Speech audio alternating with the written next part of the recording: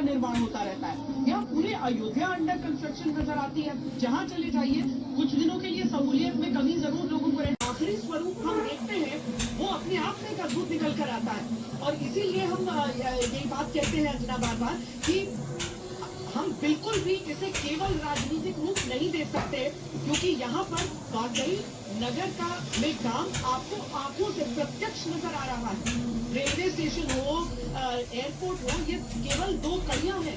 इसके अलावा देखिए जो स्थानीय लोग हैं उन्होंने भी कैसे जहाँ पर लोग आकर रह सके उनका निर्माण किया है। मैंने बहुत सारे अब उसे स्टार्टअप भी कहा जाएगा कि भाई छोटी छोटी जो चेन्स हैं फूड स्टॉल्स वो सब शुरू कर रहे हैं, कैफे शुरू कर रहे हैं।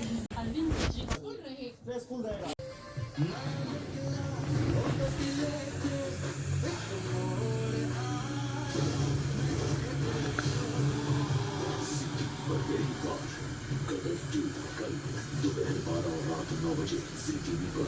हमारे देश को आजाद हुए 76 साल हो गए, लेकिन कई चीजों में हमको अभी आजादी नहीं मिली। जैसे कि सरकारी दफ्तरों में दुश्वारियां, परेशानियां आगे उधरी रखी है ना। हमारे शहीदों को इस बात की कतई चिंता नहीं थी कि देश को आजादी मिलेगी या ना, लेकिन उनको एक बात की चिंता थी कि आजादी के बाद देश कौन से हाथों में जाएगा, देश के हालात क्या होंगे। हमने आजादी की जंग इसलिए लड़ी थी ताकि हमारी आने वाली पीढ़ियों की जिंदगी आसान हो सके, न कि इसलिए कि वो जगह जगह पर सरकारी दफ्तरों में धक्के खाएं, परेशानियों का सामना करें। नहीं, आज भी नहीं बना मैं सर्टिफिकेट। अगर जंग सबने इकट्ठे होकर लड़ी थी आगे की, तो फिर सुख सहूलतें भी सबको इकट्ठी मिलनी चाहिए। हम तो शहीदों के पाँव की मिट्टी के एक धूल के तिनके के बराबर भी नहीं है, लेकिन ये बसंती रंग की पल शहीदों के सपनों और इरादों की हमें हम लोगों के पास जा सकते हैं। क्या कर रहे हो घर में? चुनाव के बाद सरकार बनती है, मंगल से हाँ ना सरकारों को क्या हो गया था? अरे सरकारी दफ्तरों में अब ठीक है। आजादी के असली मायने शींदे आलम सरदार भगत सिंह जी के सपनों को साकार करने के लिए पंजाब सरकार ने फैसला किया है कि पंजाब के लोगों को अब सरकारी दफ्तरों के चक्कर नहीं लगाने पड़ेंगे, बल्कि सरकारी दफ्तर खुद चल के लोगों के घर पर आए। जी अब सरकारी दफ्तर के चक्कर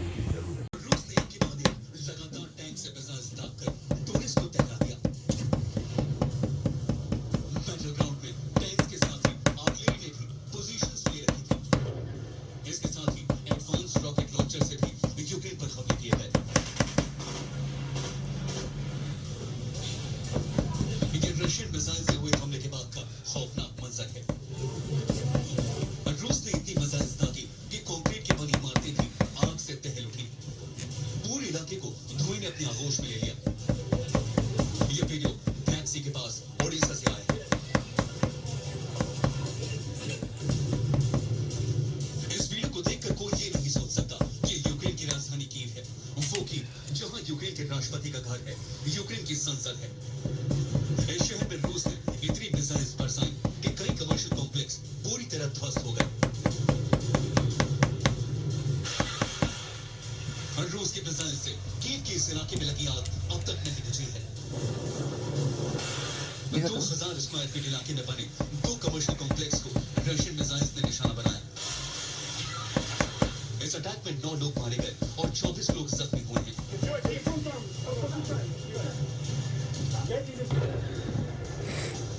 ये कीव का आसमान है। रूस के मिसाइल अटैक के बाद कीव की पूरी स्काईलाइन काले धुएं से भर गई। रूस ने कीव के मशहूर टावर को भी आग से दहला दिया। कीव के कई हिस्सों में भीषण आगजनी हुई। सैकड़ों लोगों को अपने घर से भागकर अपनी जान बचानी पड़ी।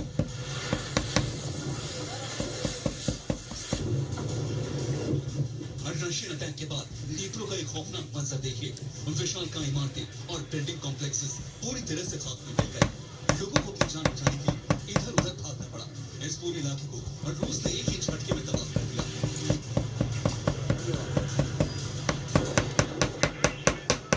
कीव का शेवकिव्स्की इलाका है। रशियन अटैक के बाद कई इमारतें अब भी आग में धधक रही हैं। रेस्क्यू में दर्जनों फायर फाइटर्स लगे हैं, लेकिन रूस की मिसाइल से लगी आग अब तक इमारतों को झुलसा रही है।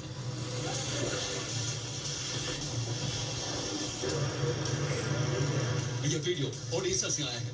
रशियन मिसाइल्स ने रिहायशी इलाकों को निशाना बनाया। कई घरों में लगी आग अब तक नहीं बुझी है। घरों में रहने वाले लोग सड़कों पर हैं और फायर फाइटर्स आग बुझाने में लगे हैं।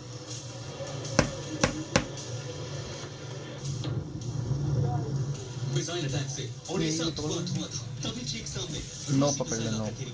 हमले का वीडियो कार में लगे कैमरे में रिकॉर्ड हो गया। इस वीडियो को देखकर यकीन नहीं होता कि यूक्रेन का एक शहर है जहां आम लोग रहते हैं।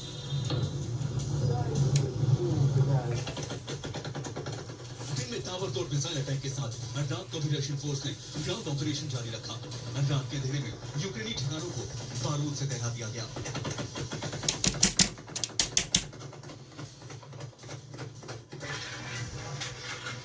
रूस के बेहद तेज हमलों के बाद यूक्रेन में रेस्क्यू तेज कर दिया गया है। ये शख्स कंक्रीट के ढेर में घंटों दबा रहा। रेस्क्यू टीम ने मलबा हटाकर बस आंकड़ा इस शख्स तुमने को लगाना। बचा लिया। खतरनाक एयर डिफेंस की तैनाती की, लेकिन हैरानी की बात है कि नाटो के एयर डिफेंस सिस्टम पूरी तरह से नाकाम साबित हो रहे हैं। वो रूसी सेना की मिसाइलों और ड्रोन को इंटरसेप्ट नहीं कर पा रहे हैं।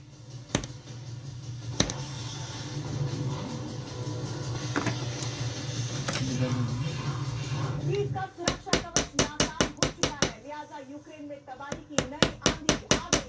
रूसी फौज यूक्रेन के शहरों पर इतनी मिसाइलें दाग रही है कि यूक्रेन की धरती छलनी होती जा रही है। 24 घंटे के अंदर पुतिन सेना यूक्रेन में 250 से ज्यादा मिसाइल और ड्रोन हमले कर चुकी। इनमें से 95% हमले पूरी तरह से कामयाब रहे।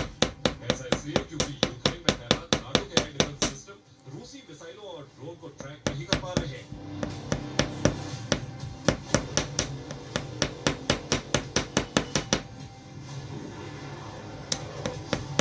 नाटो के एयर डिफेंस ध्वस्त हो चुके हैं, इसलिए रूस की बमबारी बहुत तेज हो गई है।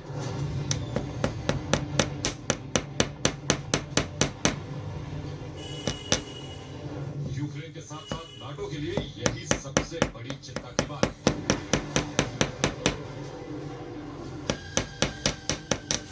तो सवाल यही है कि आखिर रूस ने ऐसा क्या कर दिया है कि नाटो के खतरनाक एयर डिफेंस सिस्टम उसको इंटरसेप्ट नहीं कर पा रहे।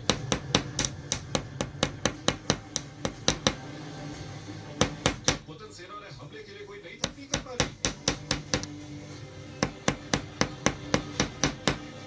इस सवाल का जवाब है हाँ।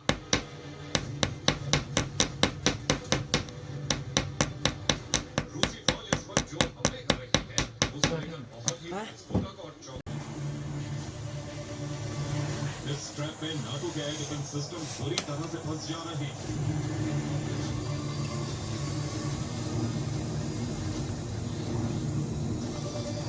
रूसी सेना ने ट्रैप अटैक का इस्तेमाल करना तब शुरू किया जब पुतिन ने अपने वॉर कमांडर्स को अल्टीमेटम दे दिया।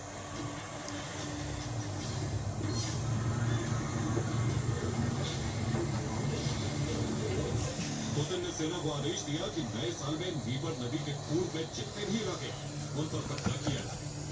रही सूरी, Poltava, Kharkiv, Luhansk, Donetsk, Zaporizhzhia, Mariupol, Melitopol, Berdiansk और खेर्सन। ये वो इलाके हैं जिन पर कब्जा करने का रूसी सेना को टास्क दिया गया। कब्जा करने की मियाद 15 जनवरी 2024 तक रखी गई।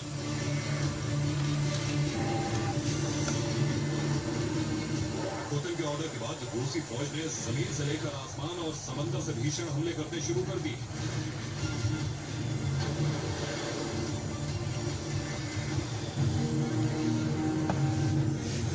लेकिन रूसी फौज को उतनी कामयाबी नहीं मिली जितनी उम्मीद। यूक्रेन में तैनात नाटो के एयर डिफेंस सिस्टम रूसी हमले को लगातार नाकाम कर रहे हैं।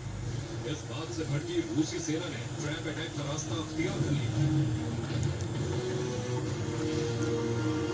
इसी के बाद से यूक्रेन में त्राहिमाम मचा हुआ है।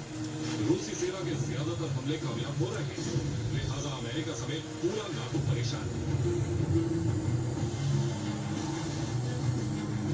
नाटो को समझ नहीं आ रहा है कि वो यूक्रेन की सुरक्षा करे तो कैसे।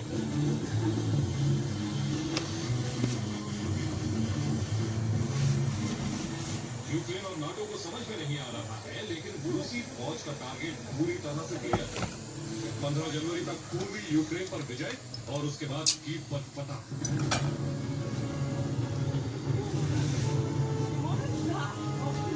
रूसी सेना का कीव विजय ऑपरेशन इसलिए भी बहुत जल्दी संभव हो सकता है क्योंकि यूक्रेन के पास ना तो लड़ने के लिए सैनिक हैं, ना ही हथियार।